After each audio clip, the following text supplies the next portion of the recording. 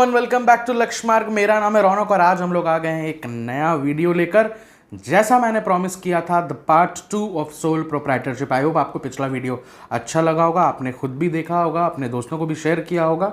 और अब इस वीडियो में जैसा मैंने प्रॉमिस किया था, we would be considering merits and demerits completely. ये पूरा एक अलग वीडियो में आपको लाकर दे दूंगा। अभी अगला जो वीडियो आएगा वो होगा आपका जॉइंट हिंदू फैमिली बिजनेस का एक वीडियो में पूरा समरी। ठीक है, नाउ स्टार्ट करें। इसके पहले अगर आप लोगों ने पिछला वीडियो नहीं देखा भाई, जाके देख के आओ, उसके बाद ही ये वीडियो खोलना, नहीं तो कुछ हवा नहीं लगने वाला है। That's my promise.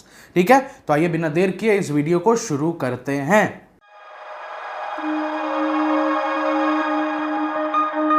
So advantages of sole proprietorship. हम लोगों ने कुछ थोड़ा सा मेरिट्स एक हाईलाइट लिया था, ग्लांस ओवर किया था पिछले वीडियो के अंत में, लास्ट 5 मिनट में। यहां पर हम लोग डिटेल में पढ़ने वाले हैं। देखो, सबसे पहला क्या था हम लोगों ने पढ़ा था, दैट इज इजी फॉर्मेशन। क्योंकि इजीएस्ट फॉर्म ऑफ बिजनेस है, स्मॉल फॉर्म ऑफ बिजनेस है, यहां पर फॉर्मेशन एंड क्लोजर काफी इजी होने वाला है। कोई पेपर वर्क नहीं है, कुछ नहीं, there no formalities all together. ठीक है, सॉरी, कोई फॉर्मेलिटीज नहीं है। ठीक है, नाउ इजी फॉर्मेशन मतलब there are no legal formalities. याद रखेंगे, there are no legal formalities, there are no formalities for the formation और the closure of such business organisation. Okay, फिर दूसरा आता है क्विक डिसीजन। हम लोगों ने लास्ट वीडियो में 2-3 चीजें कही थी ना, फिर बता दूं, यहां पे भी लिख देता हूं, 100% स्टेक्स। 100% स्टेक्स। तो जब 100% स्टेक्स किसके पास होता है, किसके पास होता है, सोल ओनर के पास होता है। सोल ओनर के पास होता है। तो जब 100% स्टेक्स सोल ओनर के पास होगा, इट मीन्स उसके पास कुछ चीज़ें तो ऑटोमेटिक आ जाती हैं, जिसको हम लोग नॉर्मल लैंग्वेज में कहते हैं पावर, अथॉरिटी, जो आप कह लो, पावर कह लो, अथॉरिटी कह लो, ओनरशिप कह लो, मतलब मालिकाना हक, सब उसका है। तो इस सिनेरियो में डिसीजन मेकिंग बढ़ जाता है ना, पावर बढ़ जाता है। क्यों? मालिक हम खुद हैं, पैसा मेरा खुद का है। Why will I hear any one out for any decision? ठीक है, that is what decision making is very very quick. ठीक है, क्योंकि there is a single person who has to decide what is the best for his business, because he is the person who has brought in the capital, he is the person who will be taking on the liabilities and the risks of the business, so he is the person who will be taking care of all the decisions by himself. ज्यादा लोग नहीं है conflict पैदा करने के लिए उसके दिमाग में, ये करिए भैया, ये करिए भाई, ये करो, ना ना ना, अकेला आदमी। Hence quick decision making। ठीक है, अब इसको आप जितने फ्लारी लैंग्वेज में लिख सकते हो, the best you can score in such points। फिर आता है efficient management। efficient management क्यों है, देख लो यहाँ पे क्लियर है, क्योंकि भाई एक आदमी रिस्पॉन्सिबल है, वो खुद ही मैनेज कर रहा है मैक्सिमम। जनरली सोल प्रोप्राइटरशिप के केस में there is the owner who actually manages the business.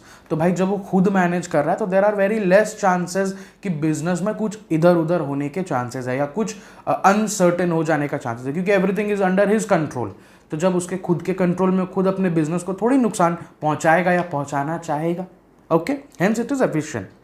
फिर आता है हमारा बिजनेस सीक्रेसी। एक अच्छा पॉइंट था कि because there is a single person standing for the business, he doesn't require to actually show documents, he is not required to show any paper works, he is not liable to mention any secrecy of the business, margin of the business, profitability of the business या loss of the business to anyone, because he is the single person जो business चला रहा है। तो फिर क्यों किसी को कॉन्फिडेंस में लेना है?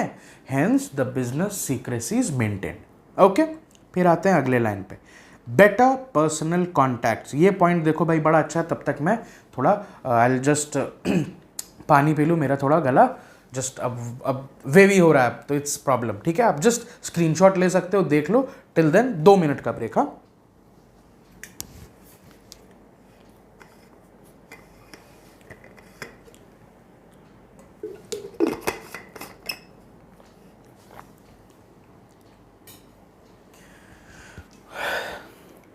ओके, ज़्यादा पानी, प्यास नहीं, जस्ट गले में खराश। क्या करें, मौसम इतना अच्छा हो चला है, कई बार नहीं चाहते हुए भी भीग जाते हैं लोग बारिश में, और जब बारिश में आप भीगोगे तो गला तो थोड़ा खसखसाएगा ही, जिसे हम कहते हैं। ठीक है। तो देखो भाई, what are better personal contacts. देखो जब सिंगल पर्सन बिजनेस चला रहा है, ठीक है, बहुत क्लियर, बहुत ईजी पॉइंट्स है। जब भी सिंगल पर्सन बिजनेस चला रहा है उस केस में उसको एक बहुत बड़ा फायदा होता है। You are the single person running your business, then you have all the major contacts at your कह सकते हैं वन हैंड डिस्टेंस। बिजनेस के सप्लायर्स आप डायरेक्ट कांटेक्ट में हो, बिजनेस के क्रेडिटर्स आप डायरेक्ट कांटेक्ट में हो, बिजनेस के डेटर्स डायरेक्ट कांटेक्ट में हो, आपके कस्टमर्स आप डायरेक्ट कांटेक्ट में हो, आपके स्टेक होल्डर मतलब जिनको आपके बिजनेस से फायदा होगा एज अ कस्टमर बोलो, या जो भी रिक्वायरमेंट्स जिन्हें भी होती है बिजनेस से, या जो भी उस बिजनेस से डायरेक्टली या इनडायरेक्टली जुड़े हुए हैं, सब आपके पर्सनल कॉन्टैक्ट्स में रहेंगे हमेशा। क्योंकि कोई मैनेजर नहीं है, क्योंकि कोई आपका बहुत ज़्यादा स्टाफ या वर्कफोर्स नहीं है, कोई बहुत सारे लोग आपकी कंपनी में नहीं है कि कोई किसी को जान रहा है, कोई किसी को जान रहा है, ठीक है। तो there is a single person, hence जो भी कॉन्टैक्ट्स होंगे बिजनेस के, जो भी रेडियस होगा बिजनेस का, वो पूरा का पूरा एक सोल प्रोप्राइटर के खुद के कंट्रोल में और उसके जानकारी में होता है। ओके, आगे बढ़ते हैं। फिर आती है फ्लेक्सिबिलिटी। नाउ 100% फ्लेक्सिबिलिटी, ये सब में तो आप लोग लिख के रखो, हम तो क्लियर आपको बोलते हैं कि हर जगह 100% फ्लेक्सिबिलिटी है। Why do we say that? अभी आपको शायद ऐसा लग रहा होगा सर 100%, 51% आप क्यों लिख रहे हैं बार बार? क्योंकि आगे भी जो अलग अलग टॉपिक्स है उसमें 51%, 100% ऐसे करके डिफ्रेंसिएशन किया गया है। 100% फ्लेक्सिबल क्यों कहा जा रहा है? अगेन वही क्विक डिसीजन मेकिंग वाला point, because the sole proprietor doesn't have to ask anything to anyone. He is completely flexible. He can do whatever he wants at any point of time. आज उसकी घड़ी की दुकान है, now he wants to go for a stationery shop. Okay, हटाया, बदला, stationery shop नहीं, अब मन कर रहा है जनरल स्टोर खोल देंगे, ठीक है।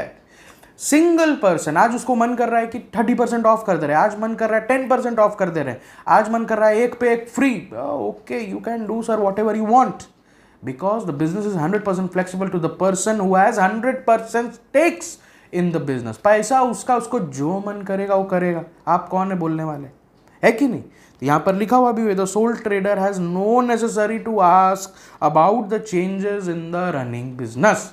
ओके, लास्ट आता है आपका लेस एक्सपेंसिव मैनेजमेंट। अब तो हम देखो, ये तो बहुत ईजी पॉइंट है, आपको बता दूं, because there is a single person managing each and everything, there is no requirement of a big work force to manage the business. एक आदमी, दो आदमी बहुत है, चला लेगा बिजनेस को, दूसरा आदमी भी कौन, उसका स्टाफ, ओनर तो एक ही है भाई।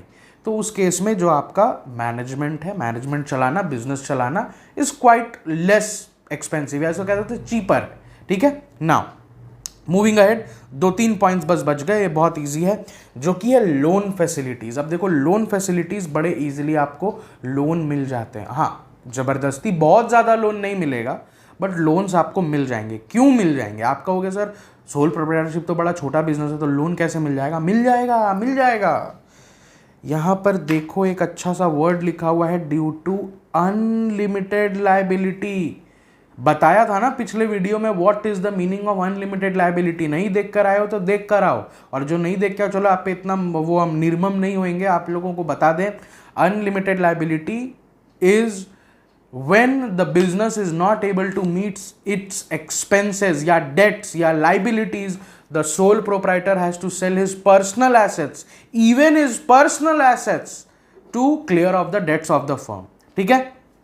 अब क्योंकि आपका अनलिमिटेड लाइबिलिटी है, अब मान लो सोल प्रोप्राइटर के पास प्रॉपर्टी है 10 लाख, 20 लाख, 30 लाख, 50 लाख है, उसका बिजनेस छोटा सा है, बट क्योंकि उसका 40-50 लाख का एसेट है और वो अटैच है उस लोन में, तो क्यों नहीं उसको 20 लाख का लोन मिलेगा? आराम से मिलेगा, क्योंकि बिजनेस के नाम पे लोन नहीं मिल रहा है, लोन मिल रहा है ओनर के नाम पे।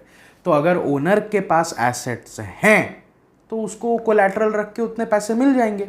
अगर कल को बिजनेस लोन अपने चुका नहीं पाई, मान लो बिजनेस लोन, एक बात का मतलब, now let's get back to the other side, business loan है, बिजनेस लोन है, बिजनेस लोन नहीं चुका पाई, लेकिन आपके ओनर का भी तो टैक्सेशन का फाइल गया होगा कि पिछले 6 महीने में कितना पैसा है, इसके पास क्या एसेट्स है, नहीं है।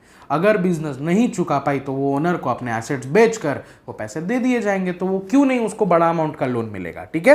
क्योंकि बैंक को तो मालूम है और ओनर को तो मालूम है, because there is unlimited liability in sole proprietorship. कल को बिजनेस नहीं पैसा दे पाएगी तो ओनर अपना एसेट्स बेच के भी आपको पैसे तो दे ही देगा, है ना। फिर आते हैं continuity of the business. Continuity में क्या है कि ये बिजनेस ऐसा है, सोल प्रोप्राइटरशिप जनरली ऐसा होता है। अब देखो, continuity is a major point of differentiation. अब मेजर पॉइंट ऑफ डिफ्रेंसिएशन इस वजह से है, आप लोगों ने चैप्टर 1 में पढ़ा था ना एक point, transfer of interest, the difference between business profession and employment में ट्रांसफर ऑफ इंटरेस्ट। क्या था ट्रांसफर ऑफ इंटरेस्ट? कि क्या आप अपना इकोनॉमिक एक्टिविटी अपने आगे किसी को पास ऑन कर सकते हो? तो हमने पढ़ा था ना, बिजनेस में कर सकते हैं सर, प्रोफेशन में नहीं कर सकते हैं सर, एम्प्लॉयमेंट में नहीं कर सकते हैं सर, लेकिन अगर बोलेगा एम्प्लॉयर कर सकते हैं तो कर देंगे। ठीक है, यहां पर सोल प्रोप्राइटरशिप में वो कंटिन्यूएशन है। इसको मैं आपके लिए लिख दूं, ट्रांसफर ऑफ इंटरेस्ट है। ठीक है, पॉसिबल, इसको टिक कर दो, पॉसिबल।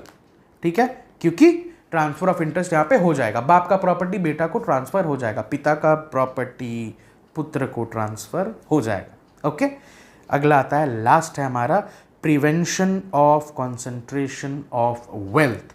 ये बहुत अच्छा पॉइंट है, प्रिवेंशन। ये ऐसा आपको बुक में नहीं मिलेगा, ये सब कुछ ऐसे ऐसे पॉइंट्स है जो कि हम लोगों ने स्पेशली बस डाला है कि कल को अगर बाई चांस कोई क्वेश्चन में, केस स्टडी में आपको आ गया तो आप तकलीफ में ना जाओ, आप पकड़ पाओ कि भाई ये कहाँ से। बुक में तो वही 4-5 पॉइंट रहता है। Prevention of concentration of wealth ये है कि क्योंकि आपका अपना अकेले का पैसा है, जो भी प्रॉफिट आप निकाल रहे हो, जो भी कैपिटल लगा रहे हो, जो भी चीज़ें हैं वो सब आपकी अपनी है। तो why to actually have it accumulated, उसको लगाओ ना बिजनेस में, you have a direct incentive to profit. आप पैसा लगाओ, पैसा से पैसा ही तो बनेगा ना, और पैसा कहाँ आएगा? आपके पास ही आएगा। तो induce more and more wealth into the business so that you earn more. वही लिखा हुआ है, देखो इंग्लिश में क्या लिखा हुआ है, it motivates all the people to do business and helps to reduce the concentration of wealth in few business people और फर्म्स। ठीक है, लोगों को ज्यादा से ज्यादा मोटिवेट करता है यार कि to invest the money and not having accumulated wealth. यहां पर कौन सा कॉन्सेप्ट लग रहा है? यहां पे कॉन्सेप्ट लग रहा है डायरेक्ट इंसेंटिव का, कि मैं पैसा तो लगाऊंगा, पूरा का पूरा पैसा मिलेगा भी मुझे ही। ओके, आई होप आपको ये क्लियर हो गया होगा। आगे बढ़ते हैं डिसएडवांटेजेस के साथ। अब देखो डिसएडवांटेज ज्यादा डिफिकल्ट नहीं होने वाला है, बहुत बारीक बारीक सा डिफरेंस है। देखो नंबर 1, शॉर्टेज ऑफ कैपिटल। यहां पर सोल प्रोप्राइटरशिप में कोई ये नहीं बोल सकता हम तो 1 करोड़ रुपया लगा के सोल प्रोप्राइटरशिप का बिजनेस शुरू करेंगे, नहीं कर सकते आप। There is a reason to it.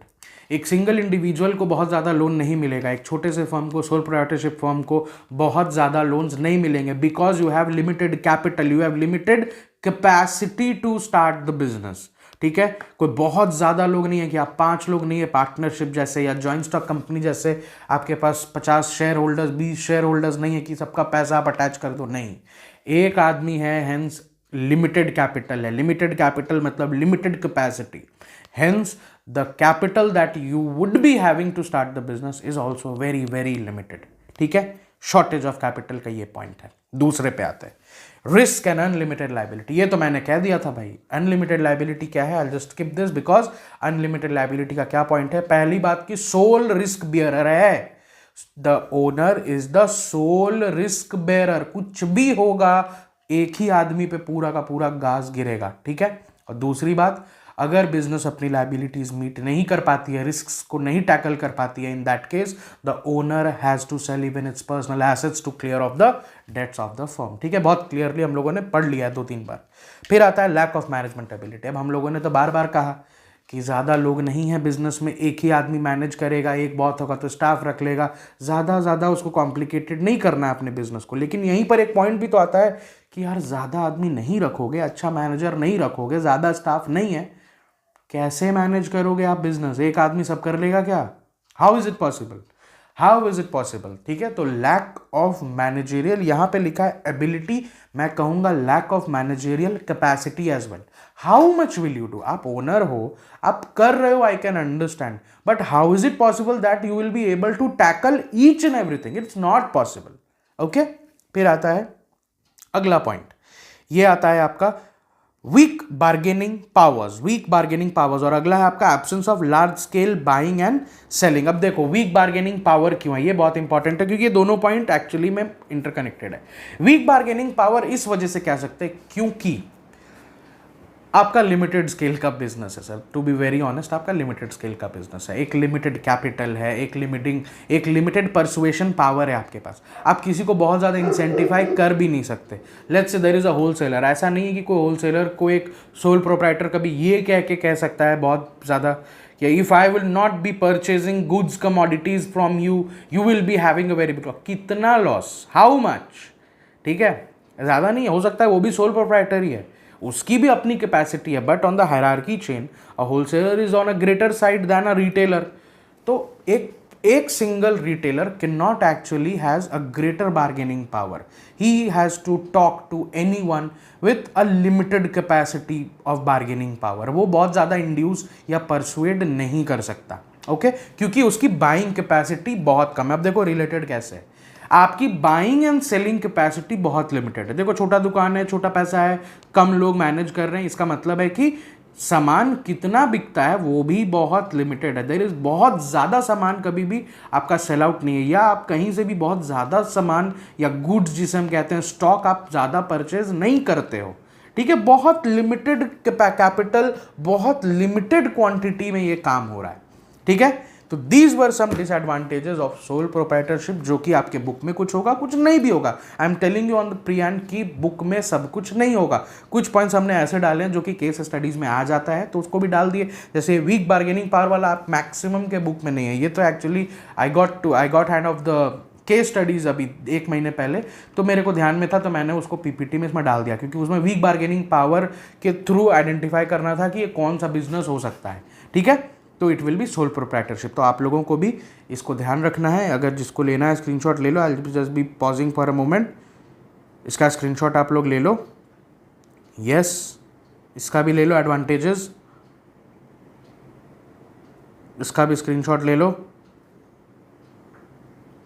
ठीक है। और कुछ बचा तो नहीं, ओके।